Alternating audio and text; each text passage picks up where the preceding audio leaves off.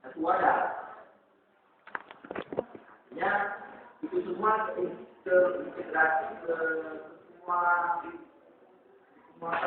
pelosok, semua daerah. Ada pemerataan. Jadi kalau kita sebut dalam integrasi itu mengintegrasikan sebuah negara dengan satu negara lain. Bukan. Kalau kerjasama perdagangan itu biasanya disebut dengan misalnya ekspor, itu kan bisnis. Nah, jadi impor sapi atau impor alat kebutuhan dalam negeri. Jadi kalau integrasi di sini kan integrasi apa namanya? Apa yang dia bilang? Adalah saudara punya tuan, misalnya Aceh kan. Aceh ini dulu disebut dengan daerah yang dikenal sebagai daerah yang kota. Jadi bagaimana mengintegrasikan nasionalismenya, menyatukan Aceh seperti mantan Peratif Gam atau mantan pemuda-pemuda Peratif yang dulu yang sangat kontra, yang sangat membenci negara NKRI. Tapi sekarang mereka muncul nasionalismenya dengan berbagai macam cara. Misalnya mendukung kudeta Irancis atau membawakan bendera-bendera jika kemarin itu berkisahkan bendera misalnya. Ada sebagian yang tetap setia dengan NKRI atau mendukung bendera sebagai bendera yang sama di Aceh. Ini bentuk nasionalisme. Islam bentuk negara. Kita dalam bentuk produk misalnya. Kalau produk itu kan misalnya tidak memenuhi produk luar negeri. Akses produk dalam negeri. Jadi kalau integrasi itu merupakan salah satu usaha yang dilakukan oleh negara untuk menyatukan semua kepentingan, baik itu kepentingan daerah, kepentingan pusat, kepentingan golongan, kepentingan suku, kepentingan kelompok, kepentingan partai, partai politik dan sebagainya. Satu semua. Jadi itu sama, integrasi, include, atau berpadu, tidak ada pecah belah. Jadi itu semua itu sama. Ada kepentingan sama. Ada masing-masing punya kepentingan. Disebut dengan pemangku kepentingan. Misalnya kalau dalam ekonomi siapa? Ekonomi bisa. Jadi orang-orang yang bergerak atau lembaga-lembaga yang bergerak dalam bidang ekonomi atau perdagangan. Jadi yang saya tadi, ada bahan-bahan dari buah-buahan dan dari sapi. Siapa yang kepentingannya? Tentunya para sektor. Sektor itu ingin mendatangkan bahan-bahan dari luar negeri untuk memenuhi kebutuhan negeri. Padahal kalau kita lihat apakah investor itu punya nasionalisme bangsa, itu kebalikan. Sementara produk dalam negeri itu berkalah. Mereka itu lebih mementingkan kepentingan pribadi atau mereka mementingkan bisnis dengan laba yang luar biasa. Jadi kalau mereka mementingkan kepentingan sendiri, membudidayakan misalnya kalau sekarang sapi itu setiap tahun mengimpor dari luar negeri, Australia, Amerika, karena penghasil sapi terusan di dunia. Ketika impor itu dibatasi, mereka dilarang. Barang apa? Karena keaturasi ternak-ternak mereka. Mereka menguji bahwa berbagai macam cara dilakukan. Salah satunya dengan melihat tempat potongan sapi yang dilakukan di Indonesia ini sangat tidak wajar. Itu untuk mengkritisi. Ini kan mereka itu di pemotongan sapi mereka buat menjadi apa?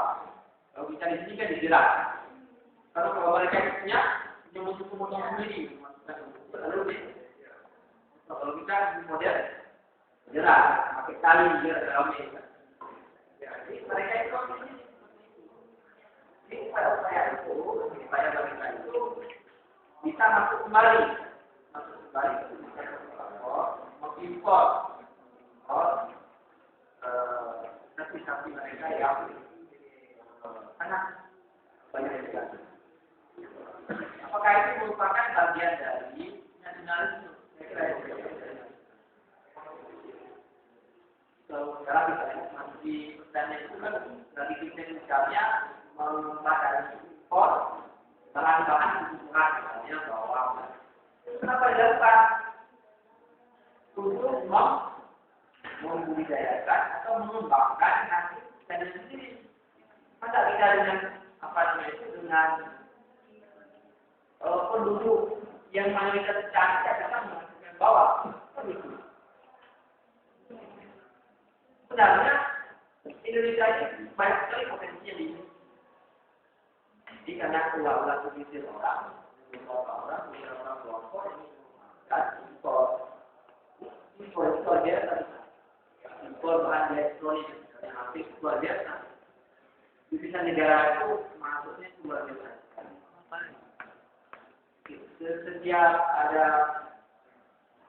handphone yang baru atau Android, BlackBerry kan, yang masuk ke sini, rata itu banyak sekali yang tidak terdaftar di biaya cukai. Duduk, ini berapa harga negara? Ratusan triliun. Besar sekali. Jutaan yang masuk setiap bulan itu. Apakah itu yang dimasukkan melalui pelabuhan atau dimasukkan melalui pasar gelap? Jadi sebenarnya ini mampu menjual. Karena kita kenapa kita selalu bergantung kepada orang lain, negara lain? Di mana nasionalisme kita?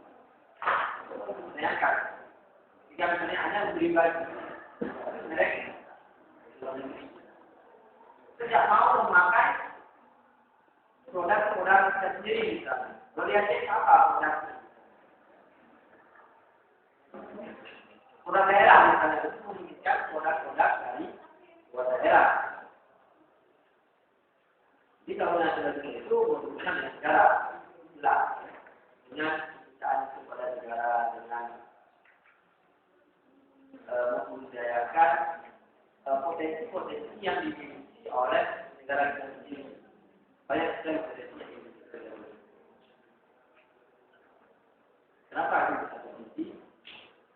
Kenapa berbagai macam seorang, berbagai macam proyek atau perusahaan besar itu semua dikuasai oleh negara, dikuasai oleh negara luar. Impor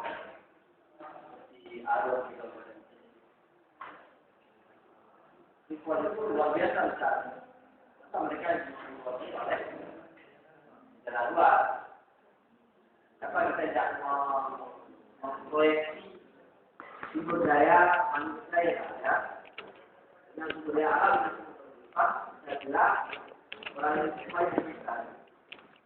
Dan sebagainya. Kemarin itu 2 hari lalu, kan SNP aja sudah bisa membuat. Kalau Anda membaca itu, sudah membuat model sepatu yang bisa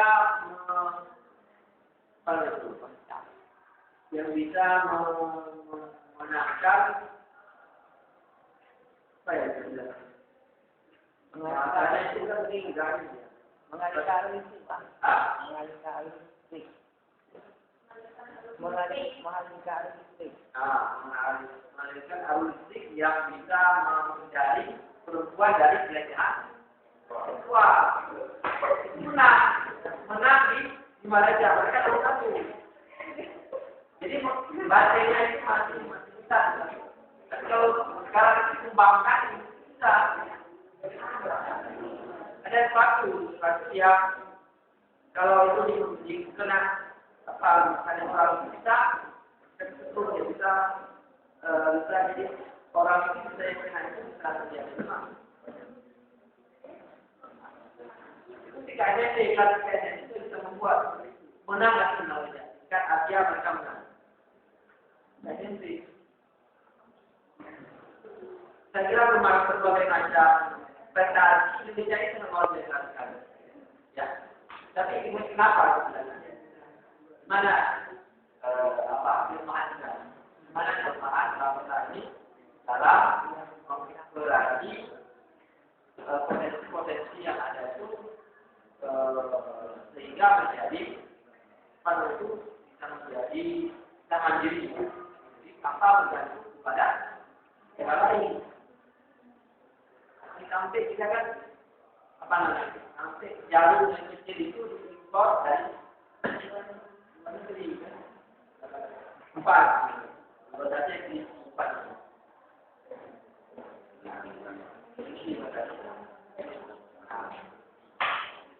Tiga ya, impor dari impor itu kita sudah mereka impor kalau di China mereka buat rumah, buat rumah, mereka impor. Kita begitu.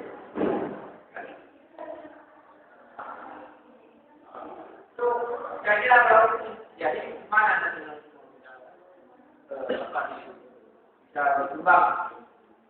Ya, potensi yang kita miliki masih sangat besar sekali. Kita demikian.